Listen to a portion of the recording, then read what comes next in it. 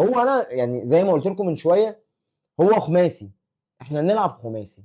اه والله نلعب خماسي، الخماسي بيتلعب بالليل.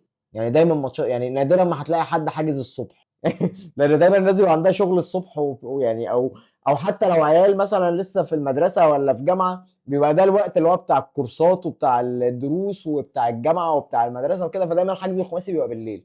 والماتش بيبقى يعني ايه من 40 دقيقه لساعه، كبيره ساعه، ما بيبقاش اكتر من كده.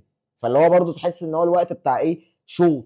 ويلعبوا على الايه، على المغلوب، عشان لما يحسوا ان هم هيدفعوا فلوس من جيبهم، يعني لما يحسوا ان هم هيدفعوا فلوس من جيبهم يروحوا مطلعين الفلوس، لا يلعبوا الماتش اللي بعده احسن. لكن كده كده يا باشا انا هقبض، كده كده مش هينزل لي غرامات، كده كده الجمهور هينسى مع اول لقطه، مع اول جون هيجي في الزمالك، مع اول بطوله هاخدها على حساب بيراميدز، مع اول صفقه كيديه هتتعمل، مع اول ماتش هنغلب فيه 6، مع اول تصريح حراق، مع اول لقاء لسيد عبد الحفيظ وهو بيحط على ميدو ولا بيحط على اي واحد من بتوع الزمالك، مع اول اي تشتيت، مع اول هزيمه مثلا للزمالك 3-0 ولا 1-0 حتى في الدوري، كل ده هيتنسى وكأن شيئا لم يكن. مفيش حد في مجلس اداره الاهلي، مفيش حد في الاداره الفنيه للنادي الاهلي عنده شخصيه النادي الاهلي، مفيش لعيب في النادي الاهلي عنده روح الفانيلا الحمراء بتاعه النادي الاهلي.